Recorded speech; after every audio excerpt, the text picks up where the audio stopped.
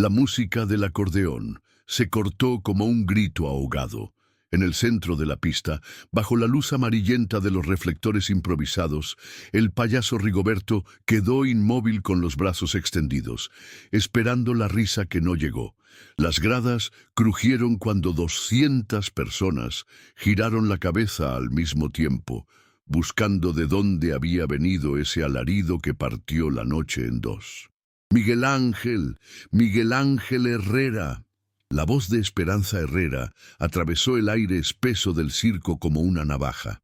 Se puso de pie en la quinta fila, sus manos morenas aferrándose al borde de la tabla que le servía de asiento, los ojos recorriendo cada rincón de la carpa con la desesperación de quien ya sabe que algo terrible acaba de comenzar. El niño no estaba. 5 minutos antes, Miguel Ángel había estado allí, sentado entre su madre y su hermana menor, Carmen, de 8 años. Sus piernas colgaban sin tocar el suelo, balanceándose con ese nerviosismo particular de los niños que esperan algo extraordinario. Llevaba sus únicos zapatos buenos, unos mocasines marrones que su abuela Remedios le había comprado para la primera comunión, ahora desgastados, pero aún dignos para una ocasión especial, como la llegada del circo a San Nicolás del Monte. Carmen fue la primera en notar su ausencia. «Mami, Miguel se fue». Esperanza había estado hipnotizada por los malabares del trapecista, un hombre pálido y delgado que se balanceaba entre las cuerdas con una gracia que desafiaba la gravedad y el sentido común.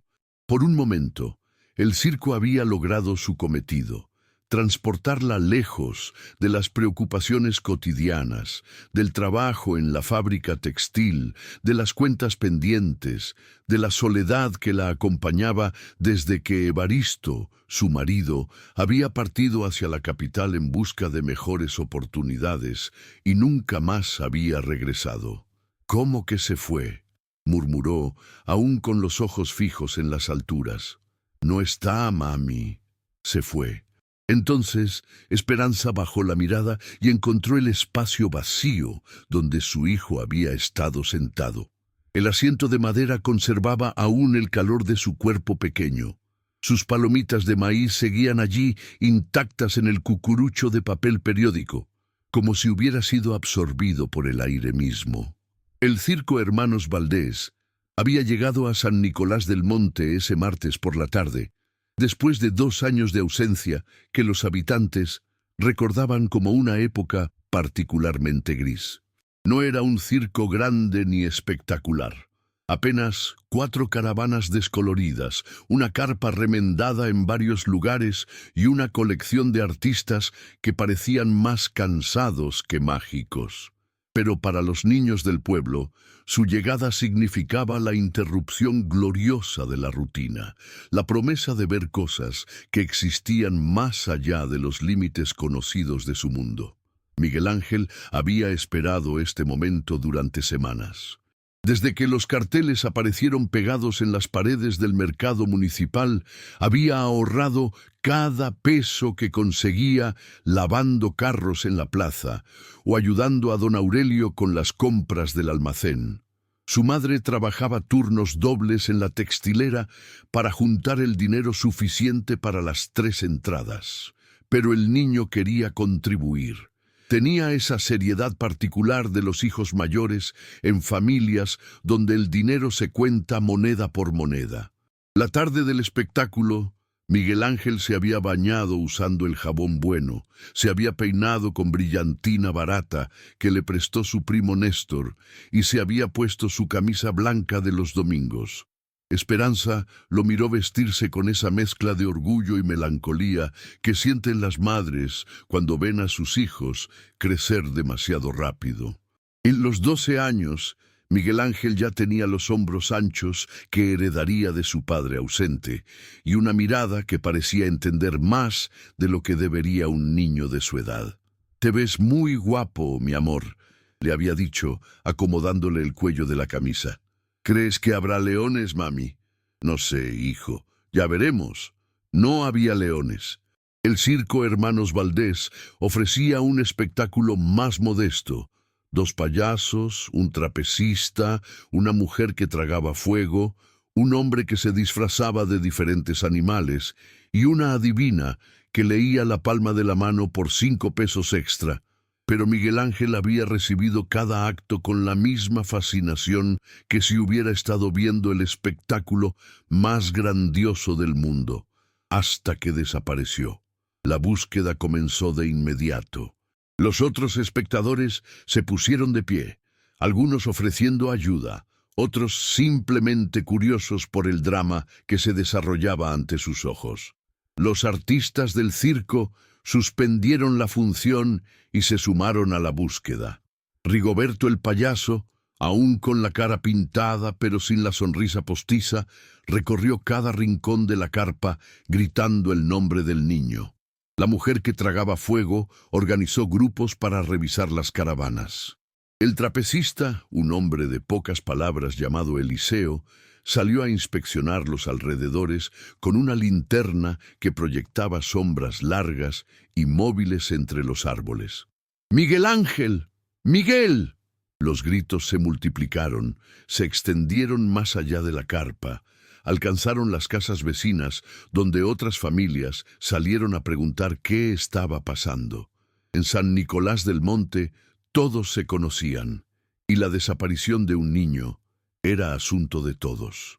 Don Aurelio llegó con su camioneta. Doña Filomena trajo una olla de café caliente para los que buscaban. El párroco, Padre Sebastián, apareció con un grupo de monaguillos armados con linternas y velas, pero Miguel Ángel Herrera se había esfumado como si nunca hubiera existido. A las 2 de la madrugada, cuando ya habían revisado cada metro cuadrado en un radio de 5 kilómetros, cuando habían gritado su nombre hasta quedarse roncos, cuando las madres del pueblo habían abrazado a sus propios hijos con una angustia renovada, la búsqueda se suspendió hasta el amanecer. Esperanza se negó a irse a casa. Se quedó sentada en las gradas, aferrada a las palomitas intactas de su hijo, mirando fijamente el punto donde él había estado sentado, como si la intensidad de su deseo pudiera materializarlo de vuelta. Carmen se durmió acurrucada contra su madre. Las luces del circo se apagaron una por una. Los vecinos regresaron a sus casas con promesas de volver temprano para continuar la búsqueda. Los artistas del circo se reunieron en círculo para hablar en voz baja, sus rostros tensos bajo la luz de una fogata moribunda. Cuando el primer rayo de sol atravesó la lona de la carpa, Esperanza seguía allí, meciéndose ligeramente, susurrando el nombre de su hijo como una oración o como una maldición. En sus brazos apretaba los zapatos que Miguel Ángel se había quitado para estar más cómodo durante el espectáculo.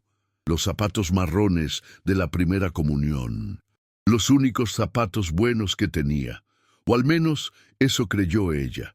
Porque 16 años después, cuando las máquinas excavadoras llegaron para demoler las viejas gradas y construir una cancha de fútbol en ese terreno, encontraron algo imposible enterrado en la tierra húmeda, un zapato infantil marrón, idéntico a los que Esperanza había guardado como reliquias en el altar improvisado de su sala. Un zapato que no debería estar ahí. Un zapato que planteaba una pregunta terrible. Si Miguel Ángel se había llevado sus zapatos esa noche, ¿de quién era el zapato que había permanecido enterrado bajo las gradas durante 16 años, esperando ser encontrado? Y más importante aún, ¿qué más estaba enterrado allí que nadie se había atrevido a buscar? El comisario Jacinto Morales había visto muchas cosas en sus 25 años de servicio policial, pero nunca había investigado la desaparición de un niño durante un espectáculo circense. Cuando llegó a San Nicolás del Monte esa madrugada de 1972, todavía con el sabor amargo del café recalentado en la boca, encontró un pueblo transformado por la histeria colectiva. Las mujeres lloraban en grupos, Los hombres fumaban cigarrillos con manos temblorosas y los niños se aferraban a las faldas de sus madres con una comprensión instintiva de que algo fundamental había cambiado en su mundo pequeño y seguro. Esperanza Herrera no había llorado todavía. Eso fue lo primero que notó Morales cuando la vio sentada en las gradas, rígida como una estatua de sal, con su hija menor dormida en el regazo y los zapatos de Miguel Ángel apretados contra el pecho. Sus ojos tenían esa cualidad vidriosa de quien ha mirado tanto hacia adentro que ha perdido el contacto con la superficie de las cosas. «Señora Herrera, soy el comisario Morales. Vengo a ayudarla a encontrar a su hijo». Ella lo miró como si acabara de materializarse de la nada. Tardó varios segundos en procesar sus palabras, en traducirlas al lenguaje del dolor que ahora ocupaba todo su universo mental. «Se lo llevaron», dijo finalmente, con una voz que sonaba como papel arrugado. «Alguien se llevó a mi niño». Morales había aprendido a no hacer promesas durante las primeras horas de una investigación, pero algo en la certeza absoluta de esa mujer lo inquietó profundamente. En su experiencia, la mayoría de los niños desaparecidos aparecían antes de 48 horas, perdidos en algún lugar previsible, víctimas de su propia curiosidad o de algún malentendido familiar. Pero Miguel Ángel Herrera había desaparecido en el espacio más controlado posible, un circo pequeño, rodeado de testigos, sin lugares obvios donde esconderse. La primera línea de investigación se centró en los artistas del circo. Morales interrogó a cada uno de ellos esa misma mañana, mientras el sol subía sobre San Nicolás del Monte y la realidad del día disolvía un poco la atmósfera de pesadilla que había dominado la noche. Rigoberto Sánchez, el payaso principal, tenía 53 años y llevaba 30 recorriendo pueblos con diferentes compañías circenses. Sus manos estaban manchadas permanentemente de pintura blanca, y cuando hablaba, pequeños fragmentos de maquillaje se desprendían de las arrugas alrededor de sus ojos. Había visto a Miguel Ángel durante el espectáculo. Lo recordaba porque el niño aplaudía con más entusiasmo que el resto del público, pero juró que no había notado el momento exacto de su desaparición. «Los niños se mueven mucho durante las funciones, comisario. Van al baño, salen a comprar dulces, se aburren y se van a jugar afuera. Uno aprende a no mirar tanto al público porque se distrae del show». Eliseo Varga, el trapecista, era un hombre de 38 años, con las manos callosas de quien había pasado la vida aferrándose a cuerdas y barras. Tenía una cicatriz que le recorría el antebrazo izquierdo, resultado de una caída durante un espectáculo en Valledupar 2 años atrás. Sus respuestas fueron económicas, medidas, como si cada palabra le costara un esfuerzo físico considerable. Sí, había visto al niño. No había notado cuando se fue. No, nunca había tenido problemas con las autoridades. Sus documentos estaban en orden. Sus referencias eran impecables. La mujer que tragaba fuego se llamaba Magnolia Restrepo, aunque en el circo todos la conocían como la Salamandra. Tenía 42 años, había nacido en Medellín y llevaba 15 años perfeccionando un acto que combinaba la deglución de llamas con una danza sensual que hacía suspirar a los hombres casados del público. Cuando Morales la interrogó, ella estaba quitándose el maquillaje con aceite de bebé, revelando un rostro sorprendentemente común bajo las capas de purpurina y colorete. Ese niño moreno que desapareció, sí lo vi. Se veía fascinado con mi número. Pero yo estaba concentrada en no quemarme la garganta, comisario. Cuando uno hace lo que yo hago, no puede distraerse ni un segundo. El director del circo era Rodolfo Valdés, uno de los hermanos que le daba nombre a la compañía. El otro hermano, Ernesto, había muerto 3 años atrás en un accidente de carretera cerca de Bucaramanga, y desde entonces Rodolfo manejaba el circo solo. con la determinación obstinada de un hombre que está cumpliendo la última voluntad de un muerto. Tenía 61 años, el pelo completamente blanco y las manos temblorosas de quien bebe demasiado aguardiente para calmar dolores que van más allá de lo físico. Comisario, en 30 años de circo nunca me había pasado algo así. Nunca. Los niños son sagrados para nosotros, son nuestro público más importante. Si algo le pasó a ese muchachito, no fue por culpa de ninguno de mis artistas. Yo respondo por cada uno de ellos con mi vida. Morales documentó todo meticulosamente. Las declaraciones, los horarios, los movimientos de cada persona durante la función. Pidió una lista completa del público asistente y comenzó a interrogar a los vecinos del pueblo que habían estado en el circo esa noche. Organizó batidas de búsqueda que se extendieron hasta los montes cercanos, dragó el río que pasaba a 2 kilómetros del pueblo, revisó cada pozo, cada cueva, cada construcción abandonada en un radio de 20 kilómetros. Pero Miguel Ángel Herrera había desaparecido tan completamente como si hubiera sido borrado de la realidad. Al quinto día, el Circo Hermanos Valdés tenía programado continuar su gira hacia el siguiente pueblo. Morales se opuso inicialmente, pero no tenía fundamentos legales para retenerlos. Ninguno de los artistas tenía antecedentes penales, sus coartadas eran sólidas y no había evidencia física que los conectara con la desaparición. El circo partió un martes lluvioso, dejando atrás un terreno baldío marcado por los círculos donde habían estado las caravanas y un pueblo que nunca volvería a ser el mismo. Esperanza Herrera se negó a aceptar que su hijo estuviera muerto.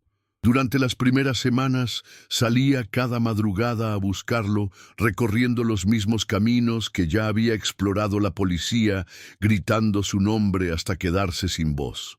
Convertía cada rumor en una esperanza, que alguien había visto a un niño moreno pidiendo limosna en Cartagena, que una familia de gitanos había sido vista con un menor que se parecía a Miguel Ángel, que los hermanos Valdés tenían conexiones con redes de tráfico de menores. Carmen, su hija menor, desarrolló una tartamudez que la acompañaría durante años. Dejó de hablar en clase, se orinaba en la cama y tenía pesadillas donde su hermano la llamaba desde lugares oscuros que ella no podía alcanzar. La maestra, señorita Blanca, recomendó llevarla a un psicólogo en la capital, pero Esperanza no tenía dinero para esos lujos urbanos. La niña tendría que sanar sola, como sanaban todos en San Nicolás del Monte, con tiempo, con trabajo y con la esperanza de que los heridos fueran más fuertes que las heridas. Los meses pasaron. El caso de Miguel Ángel Herrera se archivó oficialmente como desaparición sin resolver. Una más en las estadísticas que se acumulaban en alguna oficina gubernamental de la capital. Morales fue transferido a otra región y su reemplazo, el sargento Humberto Aguilar, era un hombre más joven y menos experimentado que prefería concentrarse en los robos de ganado y las peleas de cantina que constituían la criminalidad habitual del territorio. Pero el pueblo no olvidó. Los niños de San Nicolás del Monte crecieron con la historia de Miguel Ángel Herrera como una leyenda de terror doméstica. Una advertencia sobre los peligros de alejarse de sus padres, de confiar en extraños, de dejarse fascinar demasiado por espectáculos que venían de afuera. Las madres usaron su nombre para asustar a los hijos rebeldes. Pórtate bien o te va a pasar lo mismo que a Miguel Ángel. Esperanza nunca se recuperó completamente.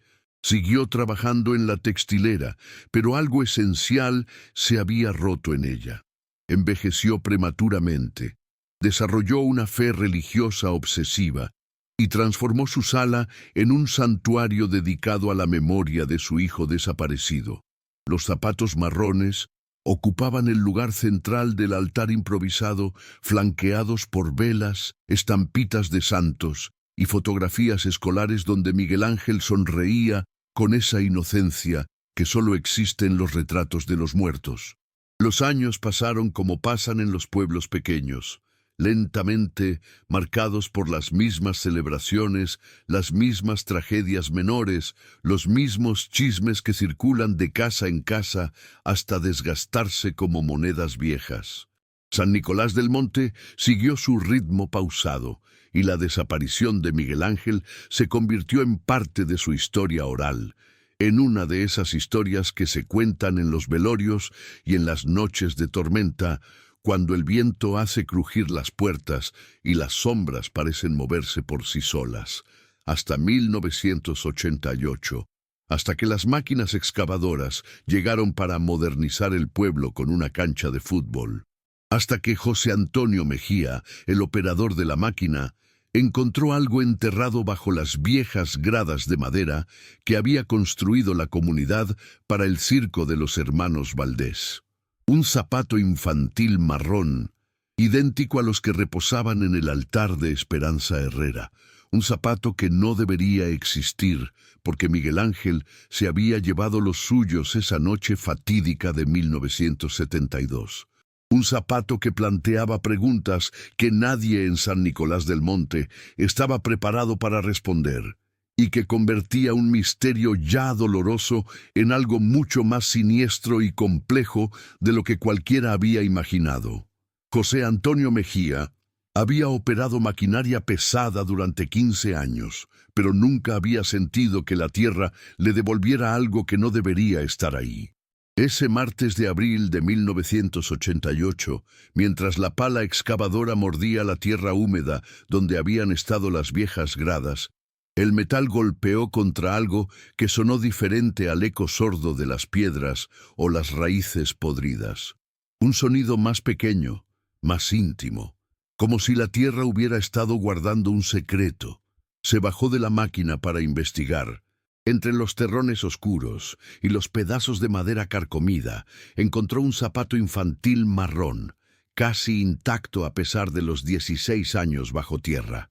El cuero había adquirido una pátina extraña, como si hubiera sido curtido por el tiempo mismo, pero la forma era inconfundible.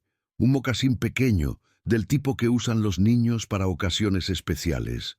José Antonio no era un hombre imaginativo, pero algo en ese hallazgo le heló la sangre. Había vivido en San Nicolás del Monte toda su vida. Había estado presente la noche que Miguel Ángel Herrera desapareció. Había participado en las búsquedas posteriores. Sabía la historia. Conocía el dolor que aún habitaba en los ojos de Esperanza. Había visto los zapatos gemelos que la mujer guardaba como reliquias en su altar doméstico. La noticia corrió por el pueblo con la velocidad de las malas noticias. Para el mediodía, una multitud se había congregado alrededor del terreno en construcción. Esperanza llegó corriendo desde la textilera, aún con el delantal puesto y las manos manchadas de tinte azul. Cuando vio el zapato en las manos del operador, algo se desplomó dentro de ella. No gritó, no lloró, simplemente se quedó mirando fijamente ese objeto imposible, como si fuera una pieza de un rompecabezas que había estado tratando de armar durante 16 años. «Es de Miguel Ángel», murmuró, extendiendo las manos para tomarlo. José Antonio se lo entregó con la reverencia de quien maneja una reliquia sagrada. Esperanza examinó cada centímetro del zapato, cada marca de desgaste, cada imperfección del cuero. Era idéntico a los que guardaba en casa, pero eso era precisamente lo que no tenía sentido. Carmen, ahora una mujer de 24 años que trabajaba como secretaria en la alcaldía, llegó poco después. La tartamudez de su infancia había mejorado con los años, pero nunca había desaparecido completamente, y en momentos de estrés extremo regresaba con toda su fuerza original. «Mamá, ¿cómo puede ser?», tartamudeó, mirando alternadamente el zapato y el rostro descompuesto de su madre. Era la pregunta que todos se hacían, pero nadie se atrevía a formular completamente. Si Miguel Ángel se había llevado sus zapatos esa noche de 1972, ¿cómo era posible que uno de ellos hubiera estado enterrado bajo las gradas desde entonces? Las posibilidades eran limitadas y todas perturbadoras. O Miguel Ángel había perdido el zapato antes de desaparecer, lo cual implicaba que algo violento había ocurrido exactamente en ese lugar, o alguien lo había enterrado deliberadamente, lo cual sugería premeditación y conocimiento del crimen. El nuevo comisario, Humberto Aguilar, llegó una hora después. A los 45 años, Aguilar era un hombre meticuloso que había ascendido en la policía más por persistencia que por brillantez. No tenía la experiencia de su predecesor Morales, pero compensaba esa limitación con una obsesión casi patológica por los detalles y los procedimientos correctos. Ordenó acordonar el área y llamó a un equipo forense de la capital. Mientras esperaban su llegada, interrogó nuevamente a José Antonio sobre las circunstancias exactas del hallazgo. ¿A qué profundidad había estado enterrado el zapato? ¿Había otros objetos en las proximidades? ¿El terreno mostraba signos de haber sido removido anteriormente? Las respuestas fueron frustrantes en su simplicidad. El zapato había aparecido a unos 60 centímetros de profundidad, justo bajo lo que había sido el centro de las gradas. No había otros objetos visibles, no había huesos, no había ropa. Solo ese zapato solitario, preservado por la tierra arcillosa como una evidencia muda de algo que nadie podía descifrar completamente. Los forenses llegaron al día siguiente. Eran dos hombres jóvenes de Bogotá que trataron el caso con la eficiencia impersonal de quienes han visto demasiadas tragedias para dejarse afectar emocionalmente por alguna en particular. Excavaron meticulosamente alrededor del punto donde había aparecido el zapato, tamizando cada puñado de tierra en busca de más evidencias. No encontraron nada más. La ausencia de otros restos planteaba más preguntas que respuestas. Si Miguel Ángel había muerto en ese lugar, ¿dónde estaba el resto de su cuerpo? Si había sido enterrado allí, ¿por qué solo quedaba un zapato?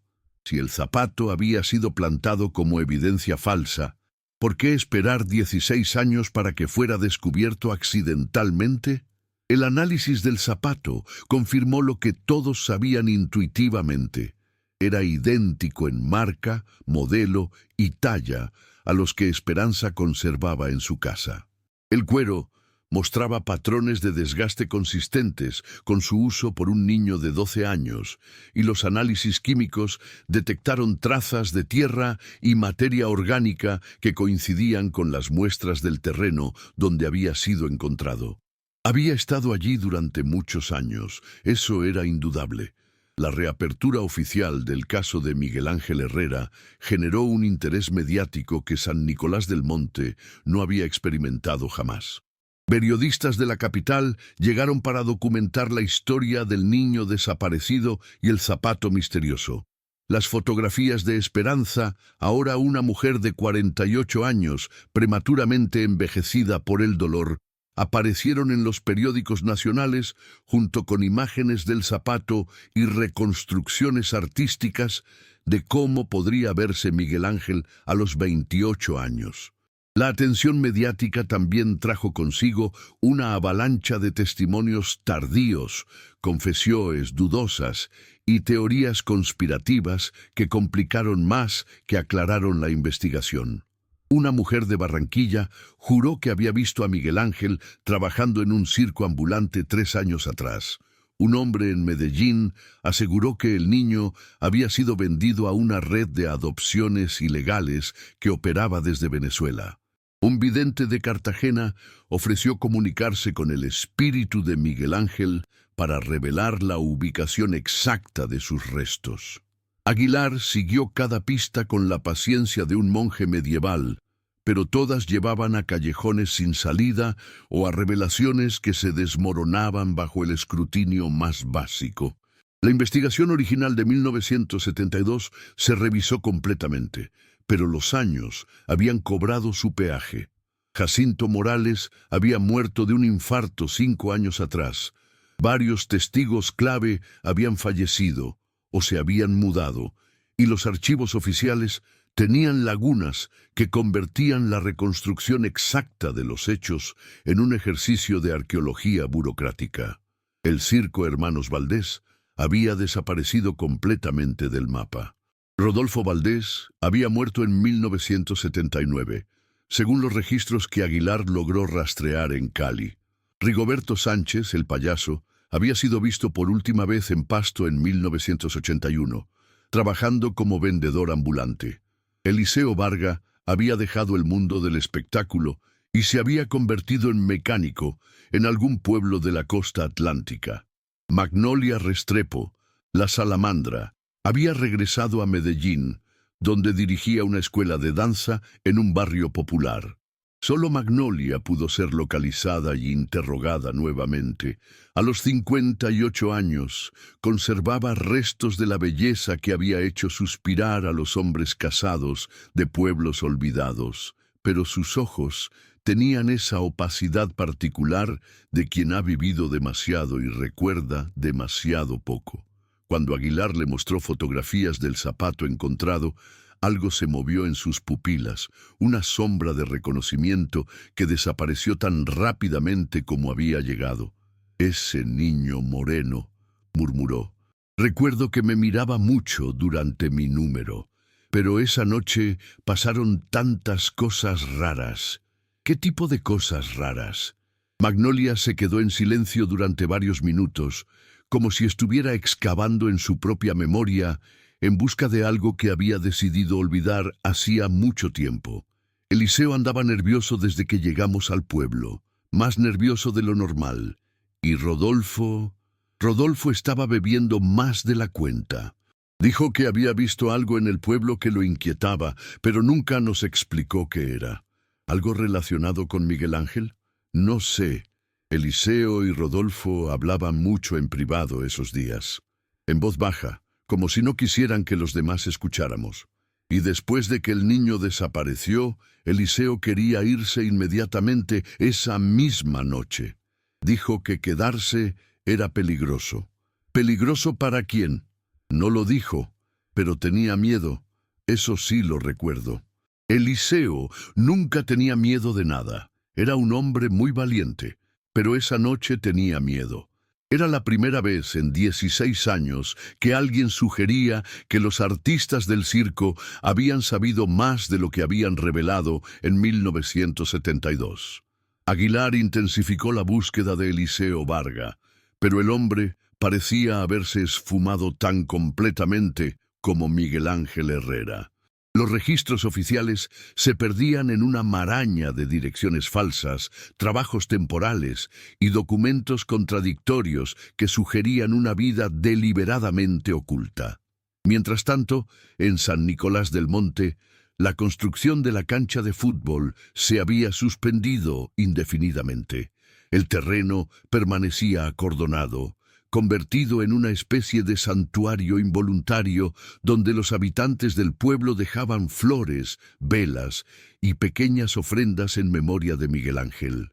Esperanza visitaba el lugar todos los días al salir del trabajo, se arrodillaba en la tierra removida y rezaba el rosario completo mientras el sol se ponía sobre los montes lejanos. El zapato había cambiado algo fundamental en la percepción colectiva del caso. Ya no se trataba solo de un niño que había desaparecido misteriosamente. Ahora había evidencia física de que algo violento y deliberado había ocurrido en ese lugar exacto.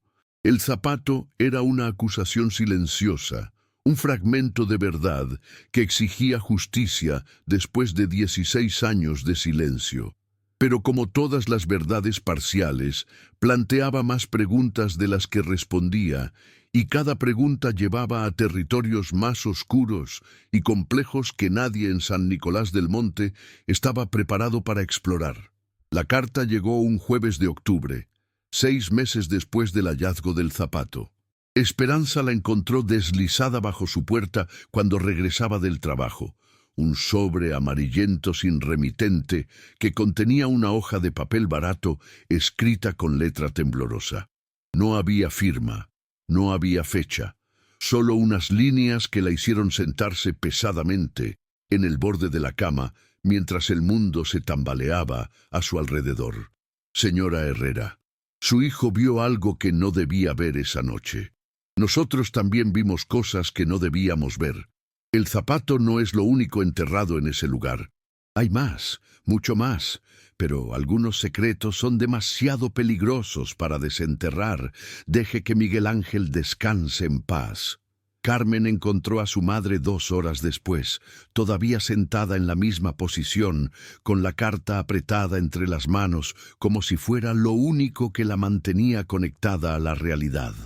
Las lágrimas que había contenido durante 16 años finalmente brotaron, un llanto silencioso y profundo que parecía venir desde el centro mismo de la tierra. «¿Qué dice, mamá?», susurró Carmen, arrodillándose junto a ella. Esperanza le entregó la carta sin decir palabra. Carmen la leyó 3 veces antes de comprender completamente sus implicaciones.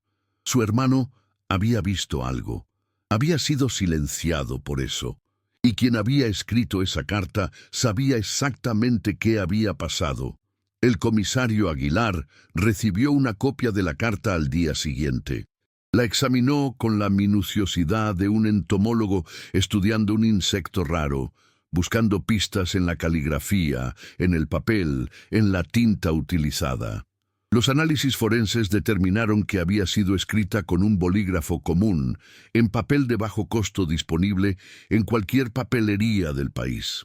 La letra sugería a una persona mayor, posiblemente con problemas de motricidad fina, pero eso podía ser una estratagema para disfrazar la verdadera identidad del autor. Más inquietante que el contenido de la carta era su timing. ¿Por qué enviarla ahora, después de todos estos años? ¿Qué había cambiado para que alguien que había guardado silencio durante 16 años decidiera arriesgarse a revelar información, aunque fuera de manera anónima y críptica? La respuesta llegó 3 semanas después, enterrada en una pequeña nota necrológica del periódico de Barranquilla. Eliseo Varga, el trapecista del circo Hermanos Valdés, había muerto de cáncer pulmonar en el hospital público de la ciudad. Tenía 54 años y había trabajado hasta el final como mecánico en un taller de la periferia urbana. No tenía familia conocida y había sido enterrado en una fosa común después de que nadie reclamara el cuerpo. Aguilar viajó a Barranquilla inmediatamente. En el taller donde había trabajado Eliseo, los compañeros lo recordaban como un hombre callado y eficiente que nunca hablaba de su pasado. Había llegado allí en 1981, con documentos que parecían legítimos, pero que creaban una historia personal llena de vacíos inexplicables. Vivía solo en una habitación alquilada, no tenía amigos íntimos y había rechazado sistemáticamente todas las invitaciones sociales durante 7 años. Pero el dueño del taller, don Evaristo Molina, recordaba una conversación extraña que había tenido con Eliseo pocas semanas antes de su muerte. El hombre sabía que se estaba muriendo, los tratamientos habían fracasado y parecía estar lidiando con algún tipo de culpa que lo carcomía desde adentro. Me dijo que había cosas de su pasado que nunca había podido confesarle a nadie, recordó don Evaristo, que había visto morir a un niño inocente y no había hecho nada para impedirlo. Pensé que era el delirio de la morfina, pero ahora que usted me cuenta esta historia... La habitación de Eliseo había sido vaciada después de su muerte, pero don Evaristo había conservado una caja de cartón con algunos papeles personales, esperando que algún familiar apareciera eventualmente a reclamarlos. Entre facturas médicas y fotografías descoloridas del circo, Aguilar encontró un cuaderno escolar con tapas azules donde Eliseo había escrito, con la misma letra temblorosa de la carta anónima, lo que parecía ser una confesión fragmentaria. Los apuntes estaban fechados durante las últimas semanas de vida de Eliseo. Eran incoherentes en algunos pasajes, lúcidos y aterradores en otros. Hablaban de el negocio sucio de Rodolfo, de compradores que venían desde la capital, de niños que desaparecían y nadie preguntaba por ellos porque eran pobres y morenos.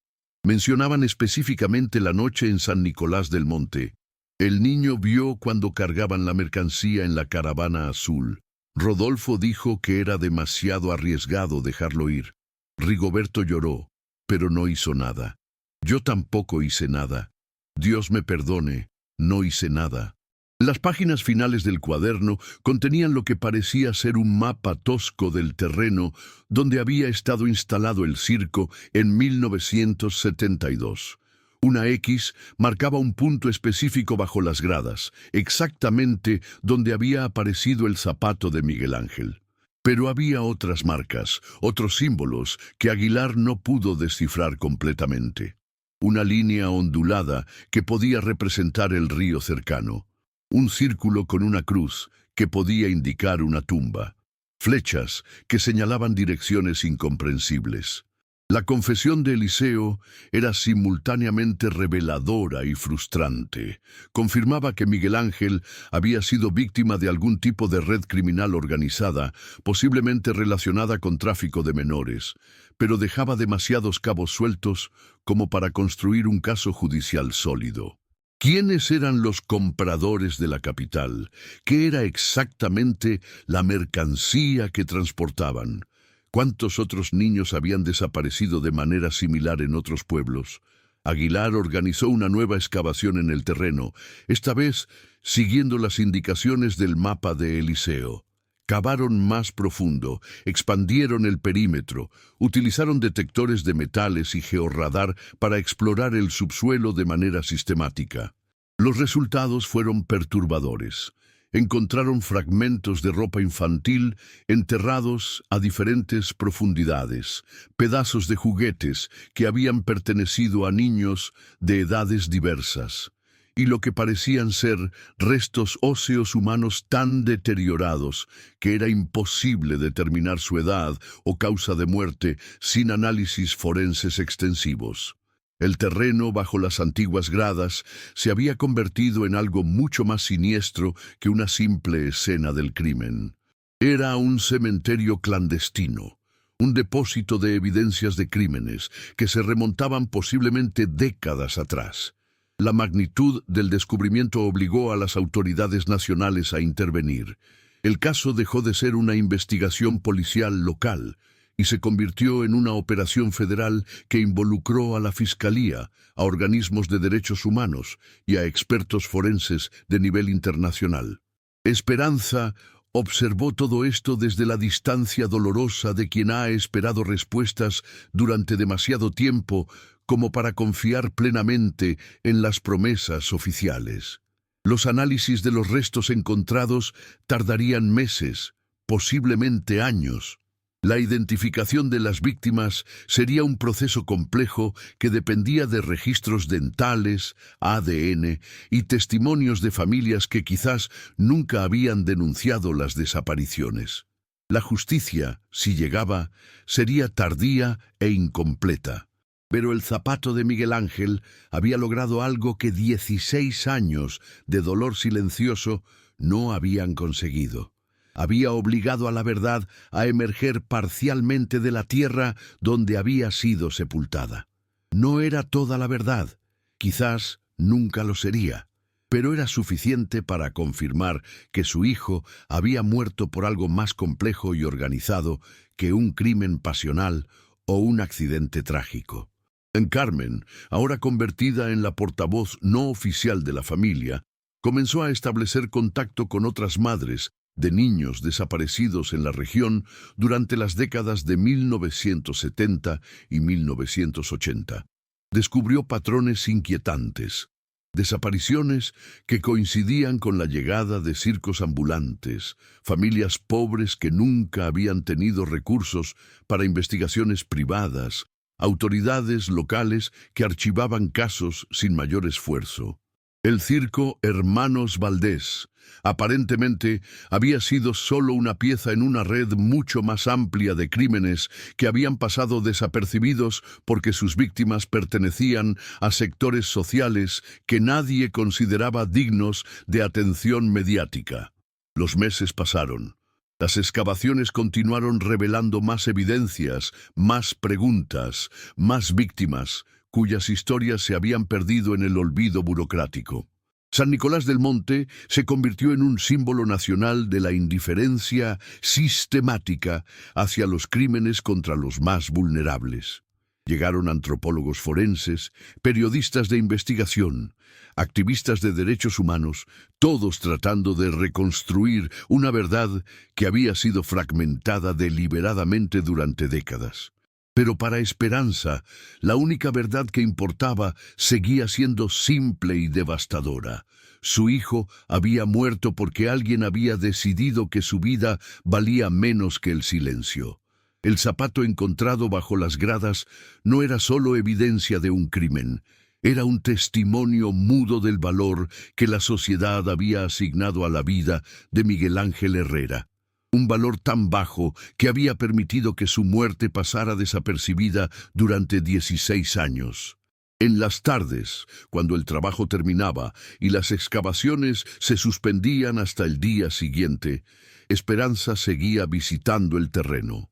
Se arrodillaba en la tierra removida, ahora marcada con banderitas de colores que indicaban dónde los forenses habían encontrado cada fragmento de evidencia, y rezaba no solo por Miguel Ángel, sino por todos los niños cuyos nombres nunca había conocido, pero cuyos restos compartían la misma tierra sagrada y maldita.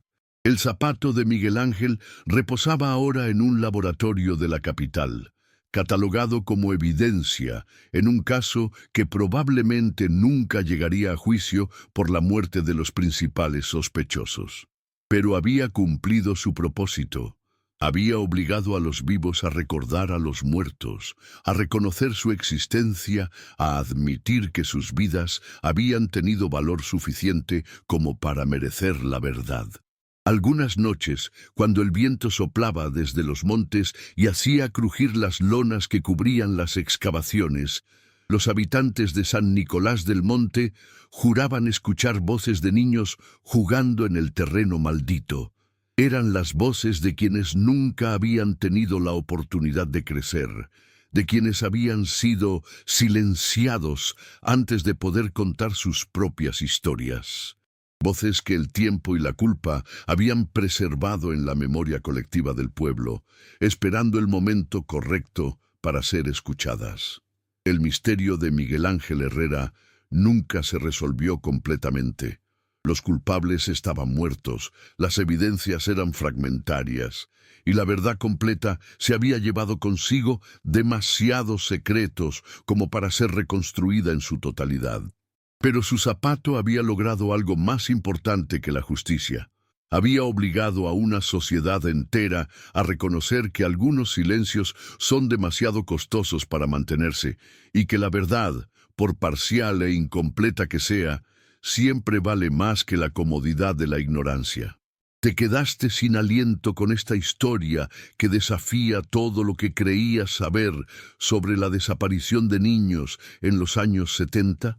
Si esta investigación te impactó tanto como a mí, no olvides darle like al video y suscribirte al canal para más casos que cambiarán tu perspectiva sobre los misterios sin resolver de nuestra historia reciente. En los comentarios, cuéntame, ¿crees que hay más verdades enterradas esperando ser descubiertas o algunos secretos deberían permanecer en silencio para siempre? Comparte este video con alguien que necesite conocer la historia de Miguel Ángel Herrera, porque su memoria merece ser honrada. Gracias por acompañarme en esta búsqueda de la verdad, y nos vemos en el próximo misterio que desentrañaremos juntos.